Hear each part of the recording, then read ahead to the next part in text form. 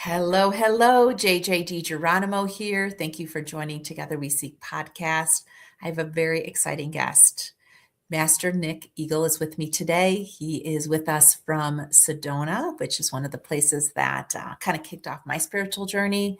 But his story is remarkable, and there were so many topics I could have dove into. I'll probably have to have him back again if he wants to, because there's so many things that he has awakened and released into that I feel like we could really lean into so many things that have helped him move through his journey of awakening. But I picked Rainbow Light Body because I thought it sounded beautiful, and I've really never heard anyone use those words specifically. So, Nick, thank you so much for joining us. Honored to be here. So, I love that you're sitting at your sanctuary in Sedona, and I hope to visit you one day Me too. there. For Yes. sure. The stargazing, the activations that you're doing there, the grounding, the releasing, it sounds incredibly magical. But you didn't just grow up in Sedona. You grew up in the Midwest, and you've had quite a journey to get here. Yeah, born and raised in Wisconsin. I went to college there for a year, Air Force 4 years, moved to California, was there for 5, and Las Vegas. And I've been here for about 5 now. And you've had, I mean, just in all the things you've done in your bios below that people can really peek into. I have a really good bio on my website if you want to learn more. I know we're only doing 20 minutes today, so we don't need to go too deep into it. But yeah, you've opened so many doors. You've walked through so many doors. You've walked out of different rooms into new rooms. I feel like your journey is so inspiring because it's a little bit of a lot of things. And where you are now is so illuminated. So I guess how did you illuminate yourself? We talk about the rainbow light body, but I guess how did you illuminate yourself? so when I got out of the Air Force and moved to California, I had my first awakening. And that was in '05. And up until that point, I lived in a state of panic and fear. I had no confidence. And more than anything, I got sick of it. I read a verse in a book, and just something hit me that day. And I connected. I didn't peek through the door. I ran through it. And we do these spiritual practices in hopes to connect, to go to places of wisdom and healing. And a lot of people, when they get a taste of God, source, when they do connect, and they are judged, and you're faced with a decision in that moment. If you're going to express true repentance and take responsibility for your creation, or you're going to run away. Most people run away. I was done running. I was sick of living in panic and fear my entire life. I saw confident people. I knew that we were one. I knew that I could be that. I knew I just had to make different decisions. And I ran through that door, and I expressed this repentance. I had this beautiful awakening, and I vowed to do everything that I could to operate at the highest levels to master confidence. Never planned on being spiritual at all. Never planned on doing any spiritual practices. Years later, I ended up writing a book on confidence that ended up being a guide to my first full chakra Kundalini awakening, which I didn't even know what a Kundalini awakening was when it happened. After it happened, I looked at my friend. I'm like, "What's that?" And he said, "I think you just had a Kundalini awakening." I'm like, "What's that?" I had no idea. This is refreshing. I have to say it's refreshing because I think so many of us go through situations and things happen to us and we're like, wait, did anyone see that? Like, what did I just experience? So I guess now with your perspective, what would you say a Kundalini awakening is, and how did you experience it? How did you emerge through it? Kundalini awakenings are common. They can happen during orgasms, sexual experiences. A lot of people have them then. And then obviously through yoga and meditation. That's every yogi's goal, is to have this full chakra Kundalini awakening, dissolve the ego, go to a state of samadhi, bliss, nirvana, where all the fear is gone. You put truth above all the fear is gone. And so, remind me of the question. I don't know. You caught me off guard too. I'm like, I love this. Whatever you do with the energy, I'm feeling it. It feels fantastic. Started taking off a little bit there. I lost the question. I love Okay. it. It's the dissolving of the ego for a portion of time, I'm assuming. Well, I don't like that representation that much either. The ego actually can take you to God as well, but the ego is living down in the lower chakras for sure, and that's where most people are. They live in this state of this panic and fear, as I once did. I think the question was about raising this energy up and the awakenings. And yes, a lot of people experience minor Kundalini awakenings. They can bring this energy up to this heart where they feel this. This is what most spiritual people out there who've had awakening. They brought it up to this heart, and they now have this new oneness with people, but they haven't put truth above all, and they haven't let go of all fear, and they're not quite ready to be a teacher because there's holes in it. If there's any fear there, if there's any worry about what somebody's going to think or how this is going to affect my business or my friendships, my following, the likes I get on posts, all those teachings are tainted. And that's where we're failing right now, because everybody is trying to get as many likes and followers as possible, but we lose truth when we do that. Oh, this feels great. This feels great. And I think so relatable, Master Nick, because I feel like so many of us are in our lives. Some are doing practices, some are going to retreats, they're doing meditations, maybe they're leading things. And I think a lot of us sometimes are trying to say, like, am I shifting? Am I getting closer to true enlightenment? So, how did your path unfold and how did you know your journey was shifting? Well, the Kundalini awakening definitely told me a few things. Again, that was the plan. I never planned on having a beard and long hair or doing yoga. I was shown yoga that day. That was my first time. I maybe did 1 or 2 yoga classes. I was shown 10 ancient kriyas that I never knew anything about. Holotropic breathing. I didn't know that was a thing. Tongue to the roof of the mouth. Eyes rolled back here. Squeezes down below. The first time I ever did prayer position in my life. I used to teach that I was shown these, but more than anything, it was me calculating what I needed to do to enter these advanced states. And it was very special. But yes, we should, that's why we're incorporating these spiritual practices into our life to achieve these states that will allow us to obtain answers and heal. That is the goal. And a lot of people are failing us in this community because they're comforting darkness. People aren't malicious people. They don't want people to ever feel bad. But putting feelings before truth is going to cause continued suffering. We need to see that. That is why truth is so important. On the back of my book, on the top of my website, and the thick of the golden laws of enlightenment is we cannot feed darkness. My quote is, I do not welcome darkness, but I welcome you with open arms if you want me to help you leave it behind. And that's what we need to do. And you're talking about retreat leaders and other people in positions and facilitators and yoga teachers. A lot of these people are just comforting darkness to not make somebody feel bad about this moment, but they're not calculating what this is doing in the long run. And this is so important. We need strong people who put truth above everything. They're not just trying to get a new client or a friend or a follower in that moment, but really teach them to take responsibility for their creation and their being, so they can hopefully move towards the light, have awakenings, and no longer suffer. Beautiful. So the way that I think of it, and maybe you can help me with the way you think about it, is I think about it as frequency or radio stations. As you continue to clear your vessel, I work a lot and I've been clearing my vessel of the stories, the ego, the self-doubt, the lack of confidence at times. As you work through the stories and things that harbor you in lower frequencies, you're able to sort of allow yourself to experience the light more often. Very much so. I working through the frequencies is one thing. More than anything,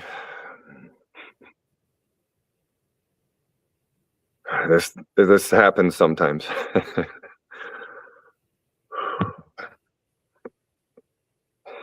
More than anything is leaving behind this fear and taking responsibility for this fear. When we stop blaming trauma and our parents and these external forces, and we understand that this nobody put this fear inside of you, and this fear isn't bottled in us. It is a creation. I spoke about this recently. Again, it came up. That is what we have to understand. It's just all this people blaming this trauma and this anger that these external forces and this world, this horrible world, and all these horrible people and Trump and your parents and everybody's just putting all this anger and all these bad things in you. You're not going to get anywhere if you do this.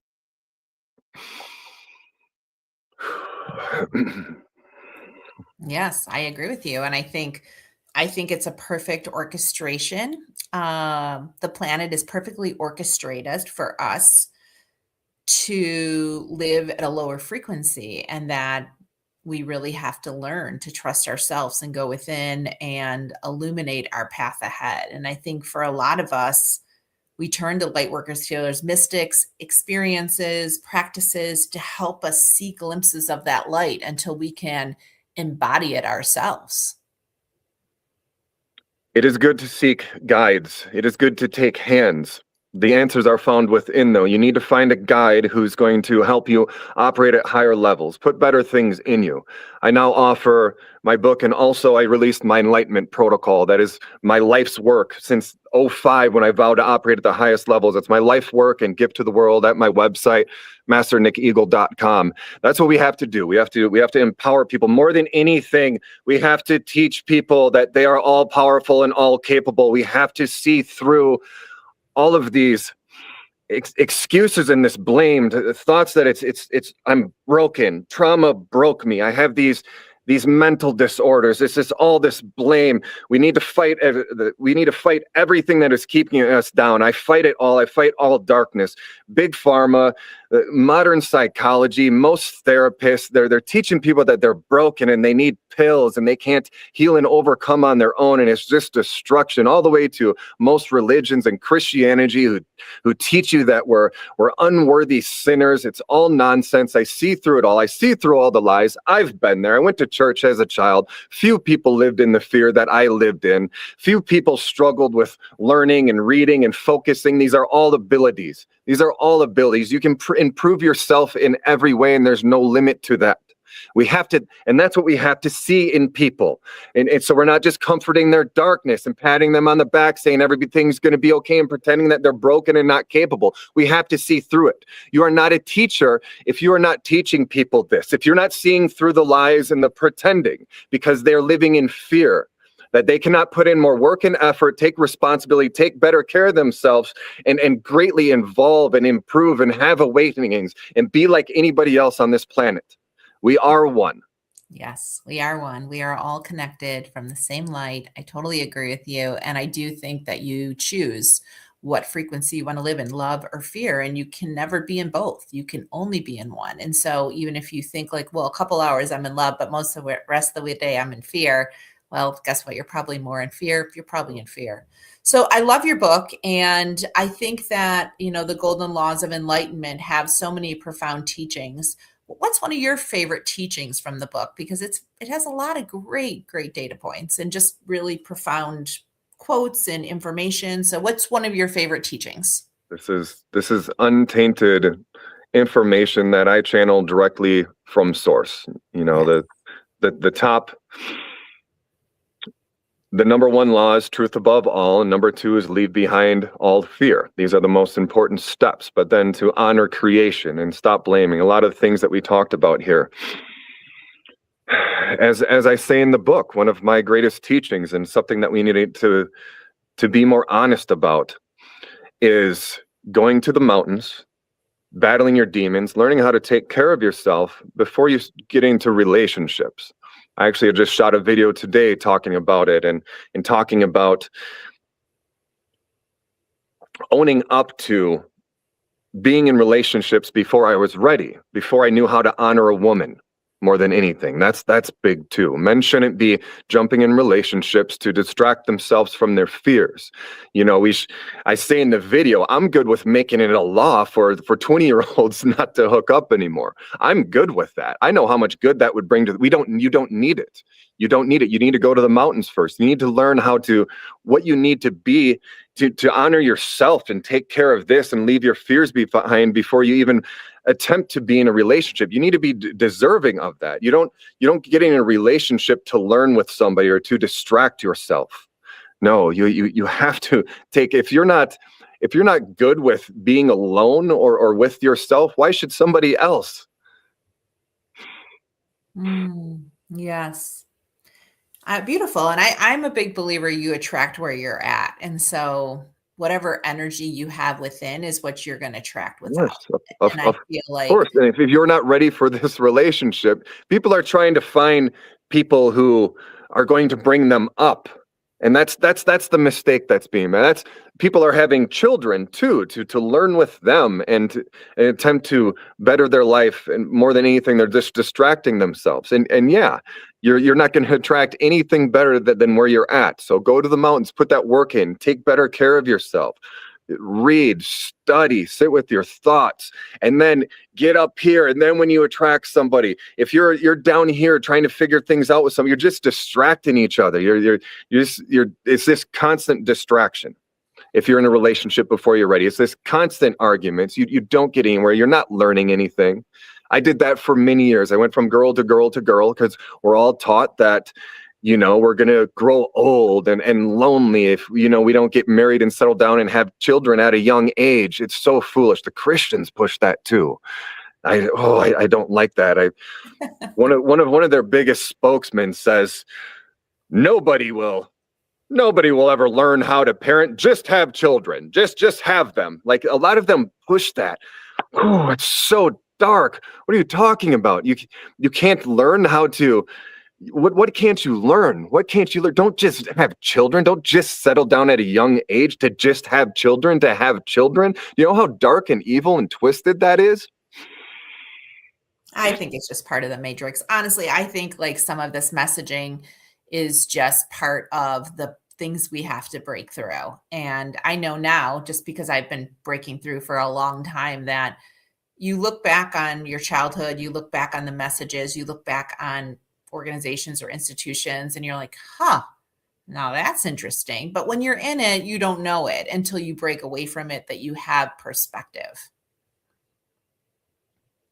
Deep down though, that's fear is a great distraction, but deep down, we're allowing that fear to come in front of it. It's there. We know.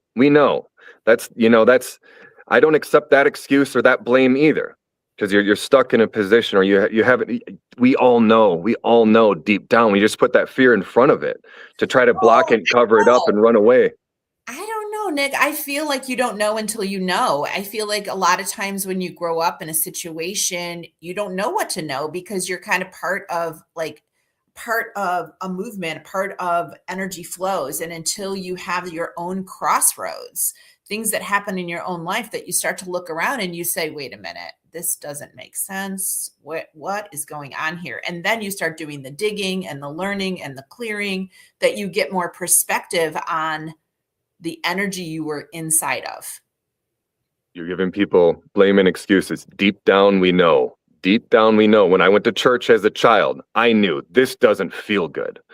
They're using fear in attempt to scare me into coming here. I knew deep down.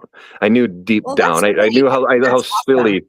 I think it's awesome. I don't think I knew deep down that early in age, because I was trying to be a good student and a good child, and I had similar to you, we had a lot of needs in our family. I grew up on church cheese, and I feel like we were struggling a lot, not just from day to day, and the energy in the household, it was a lot. And it sounds like your household might have been similar. So, but I'm glad people are seeing. I got a nice hawk. I'm glad people like you are out there in the way that you're out there, because it gives people permission to start asking questions, to saying, you know what, I feel that too. I feel like something's not right, and it gives them an on-ramp to a bigger discussion. So we all do. We all feel that. yeah. That So fear has to go. It's there. That fear needs to go. Stop plugging in. Stop distracting yourself. This 9 to 5 with waking up, being on your phone, being married, having kids, working, having no time to uncover that fear. It's there inside. We all know. So what's your advice if someone reaches out to you and they're like, yes, I feel you. I want to be where you're at. I'm starting my journey. Like, how should someone approach this spiritual practice or meditation if they don't have a lot of experience? Well, how do you guide people as sort of like step one of how many ever steps you have to take? I recommend people follow me on social media, Master Nick Eagle. I have I post videos every day and on Yes. X as well. I post really good things for you to think about. And I'm not trying to get followers. I'm not telling you that everything's going to be okay if you say the way you are, that you are the best version of yourself today. I don't say things like that to get followers. I offer my free enlightenment protocol. There's lots of instruction on there. I have meditation and a really fun Kundalini warrior yoga movement video, that some of my best work that I do every morning as well. We go through my enlightenment protocol. You reach out to me. I answer all brief and respectful questions on Instagram. I also offer awakening sessions. If you get my book, I offer you a free one if you leave me a 5-star review on Amazon. I love doing these. I'm doing these with a lot of people, and I highly recommend doing that. And if you get my book, you get to go deeper into all of my awakenings and the story behind them and the teachings that brought me to them as well. But reach out to me. I'm here for you. I want to be that person. They're not out there. They're not out there. I see too much comforting darkness and too much fear in too many people who are stepping up to the plate to pretend to be a teacher and someone who can truly empower you. Well, I love your voice. I feel like your journey is powerful because I think people can see a lot of themselves in your journey. And I feel like your bio below gives like really great depth and all the steps that you have gone through to come to this place now where you are so empowered with the light and the love. And I'm really excited that so many people that have gone through the phases of awakening join me here because I feel like there are so many lights and lighthouses across the planet that have done the work and have connected and are now often a light for others. And I really appreciate you joining us and sharing your journey and sharing your work. And I have all your links below. So thank you. Thank you. With that, we really appreciate you joining us at Together We Seek. We hope you'll reach out to Nick, Master Nick. All of his links are below, and we look forward to seeing you here next time. Thank you for joining us.